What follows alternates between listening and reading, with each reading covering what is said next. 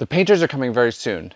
I want to get all of the kind of low-hanging fruit projects done that I can get done in preparation for them being here. I have a whole bunch of deck repairs that need to happen.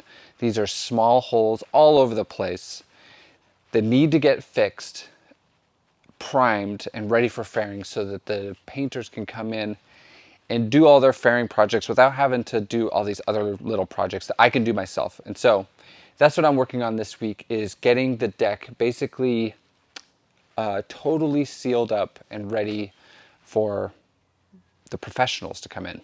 My name is Matt. Follow along as I turn Duracell, the legendary ocean racing sailboat, into a comfortable cruising home. First thing I needed to do was finish up all these little deck laminations that have been hanging over me this summer. Most of them are holes in the deck from old hardware that I removed, mostly blocks, cleats, and fair leads that left bolt holes. I could just fill them with bog and paint over them, but I prefer to laminate over the holes as well to make sure that whatever I fill the holes with doesn't crack out.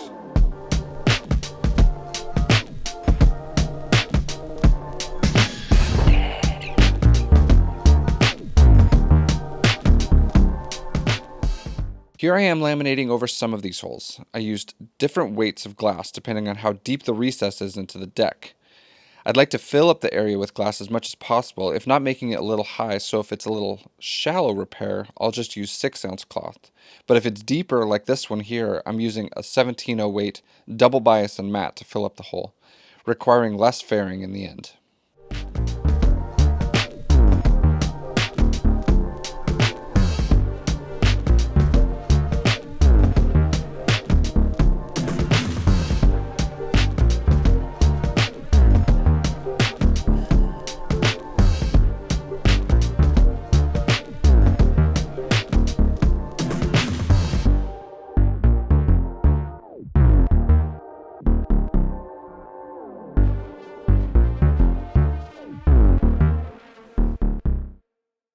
I'm not adding any strength to the deck necessarily, just stabilizing the filler in the repaired holes.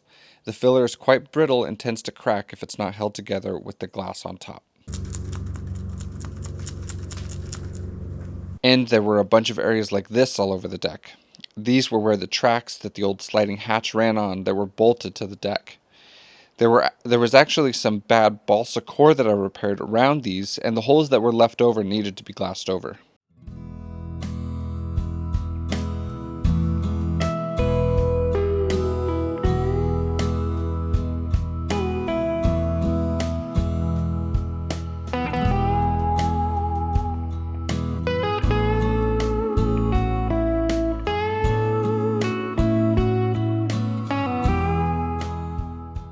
There were also a bunch of repairs that had to happen around the tow rails. They had been beaten up, cut up, bashed, and generally abused, and so I went around the boat and made sure that they were all looking good.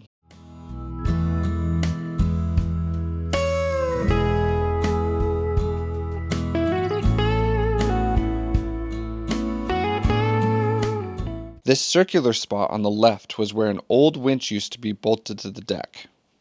And the square repair area was a raised fairing block that held a block of rope clutches. The lines came from the mast and went through the clutches and could be tensioned with the winch. I will not be installing another winch on the deck at the mast. Any line that goes to the cockpit will be trimmed at the mast with winches that are bolted to the mast itself. The repairs continued all up and down the deck. Big and small, they all needed fixing. These areas were where some very large cheek blocks had been bolted to the deck. I think they were leading head sail sheets back to the cockpit.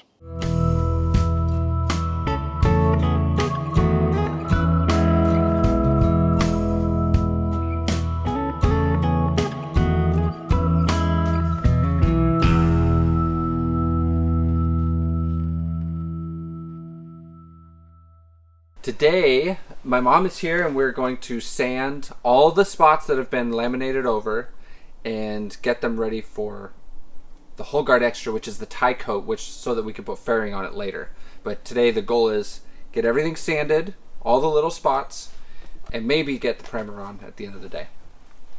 Judy, I see that you have adopted Matt's very unique sense of fashion. I have. Actually, he inherited mine. Oh, he copied this is your sense of fashion? Yep. Wow. Well, Like son, like mom. Well, you guys look fabulous for a day of work ahead. It's important, fashion first when it comes to boat work, right? Absolutely.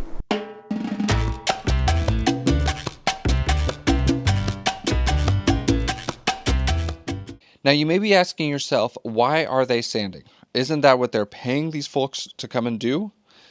Well, yes, we are, but I wanted to get as much of the busy work done as possible so that they can come and just focus on the fine paint prep and fairing work.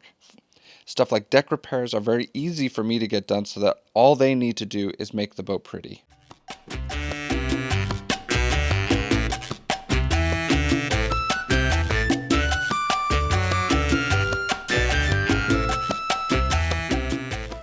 So my mom and I are knocking down all the fiberglass repairs that I did and sand prepping any of the old repairs that were done. When we first put the boat in the yard 3 years ago, the first thing that I did was remove a lot of the deck hardware and glassed over a bunch of the holes so that rain wouldn't get into the boat. So we're going over the whole deck to make sure that every repair is sanded and ready for the first coat of primer. This was an especially difficult day.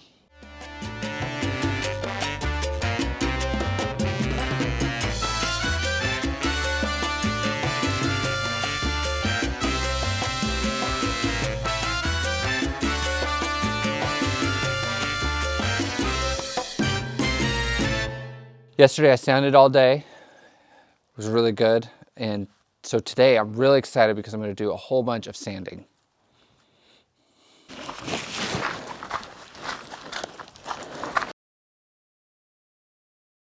So I'm editing this footage, which is hours and hours of you laminating and sanding and sanding and sanding some more.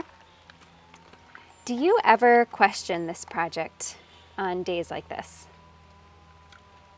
No, I knew that this is going to be what it is. It's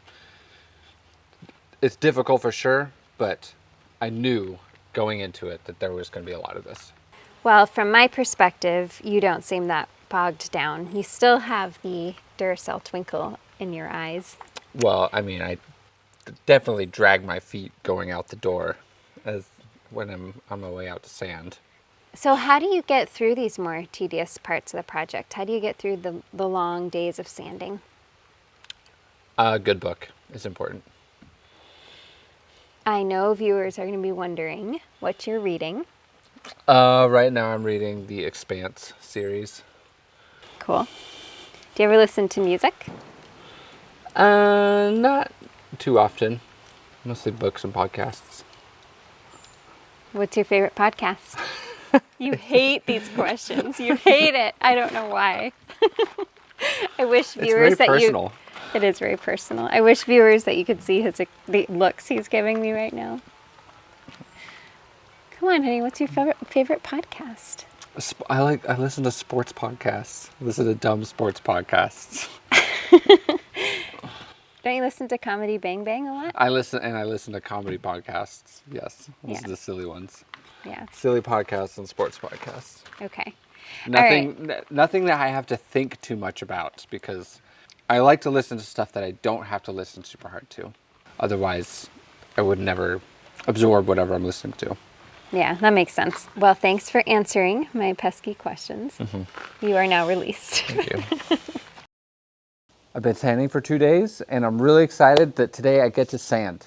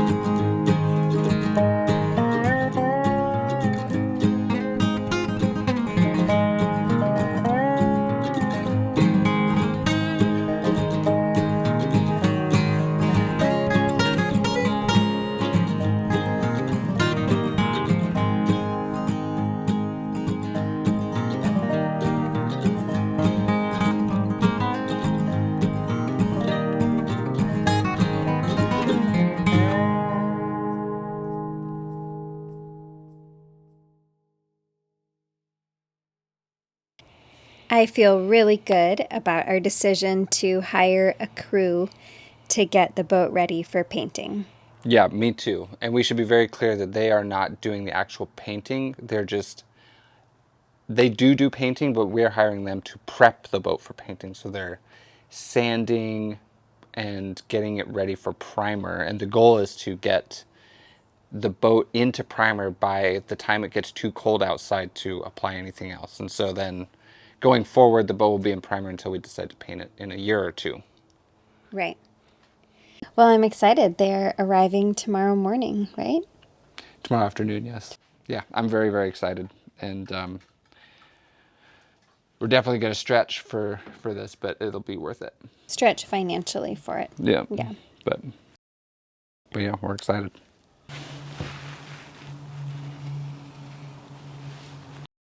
I got all the sanding done, and this is just going like another small fraction of all the sanding that's going to have to happen all over this boat.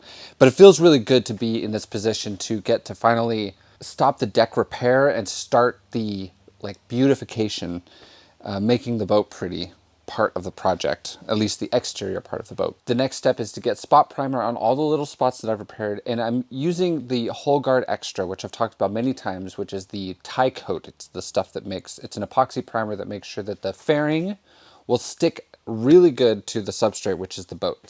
I vacuumed up as much of the dust as I could and then cleaned the deck using All Grips T0170. It was important that I use 2 rags with this solvent. One is saturated with the cleaner and the other is dry and wipes off with the rest of the contaminants.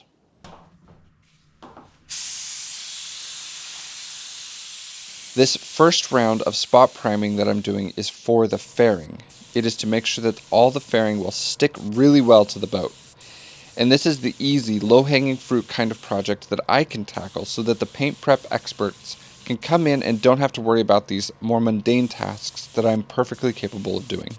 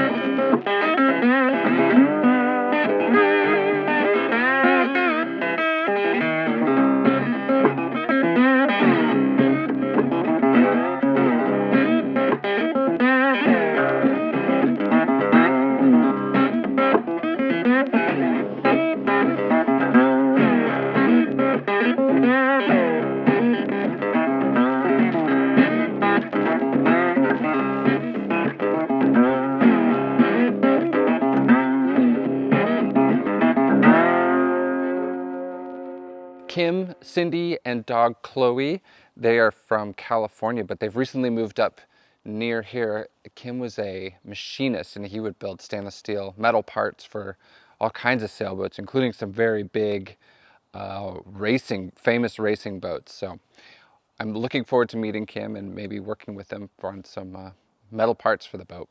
Also, thank you to Dan, Mindy, and dog Pepper, who they are from Idaho, which is where I grew up, but they've recently started sailing out here on the Puget Sound, taking lessons and doing charters and stuff, and they got a new place in Oregon out on the water, so good for them.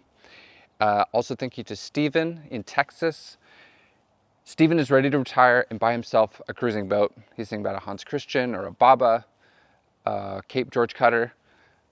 Anyway, I wish him luck. I'm really looking forward to hearing how his cruising adventures go. And lastly, thank you to Teet. He is from Estonia, is a parachute pilot, so he drops people who are parachuting. And he has a couple really cool boats, including a J111 that he races. And he's a part owner of a brewery. So he's doing all kinds of cool stuff. Thank you very much to everybody who has recently become a Patreon and has been supporting us for as long as you have. We really, really appreciate it. We could not do this project without you. And we'll look forward to seeing you next week.